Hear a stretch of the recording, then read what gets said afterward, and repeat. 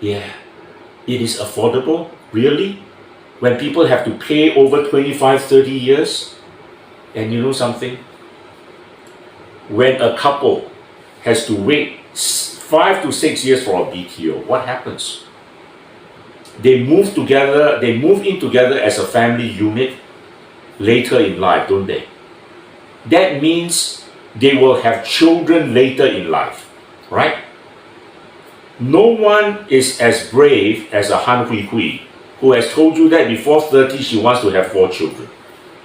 Because a lot of Singaporeans will be doing their sums and thinking, look here, I can't afford this.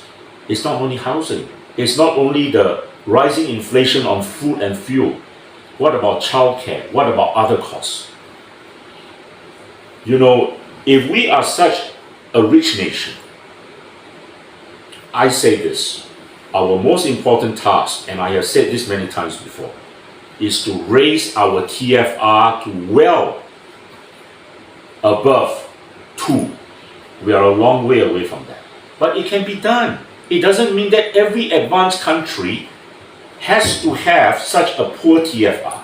I give you a good example. A great example is Australia, where there has been a baby boom in recent years. Why? Because they have very good government policies that encourage family building.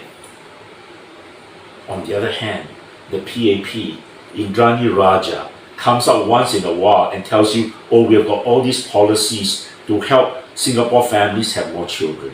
Year after year, decade after decade, the TFR keeps going down. And it's not rocket science, right? Straight away you can tell.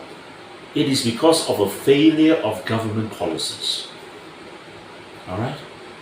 That's what I have to say about TFR, Hui Hui.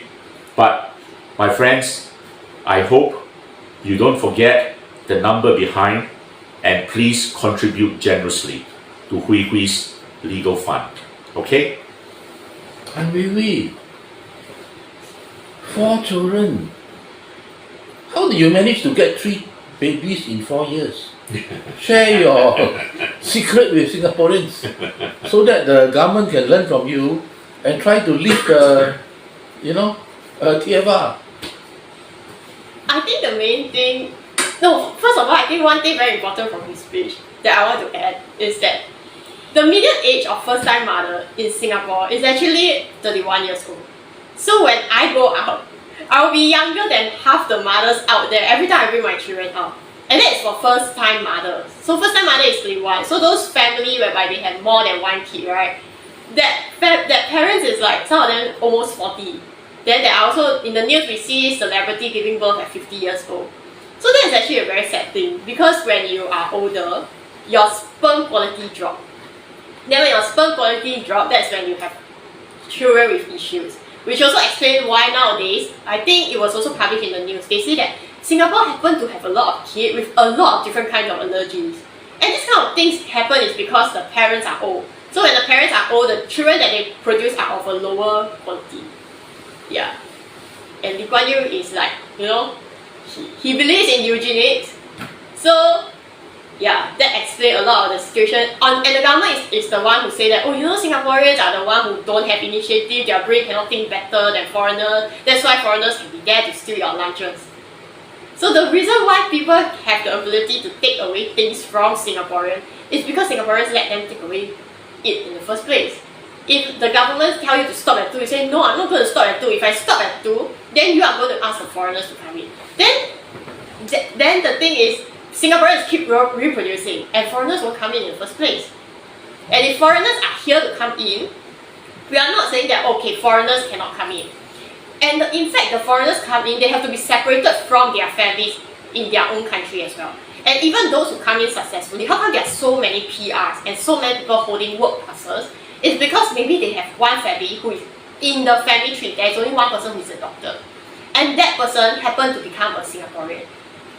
But the spouse of this person, the children of this person, the parents that they try to bring over, they only can become PRs, they only can hold work passes, which explains why there is such a large number of holding all these passes.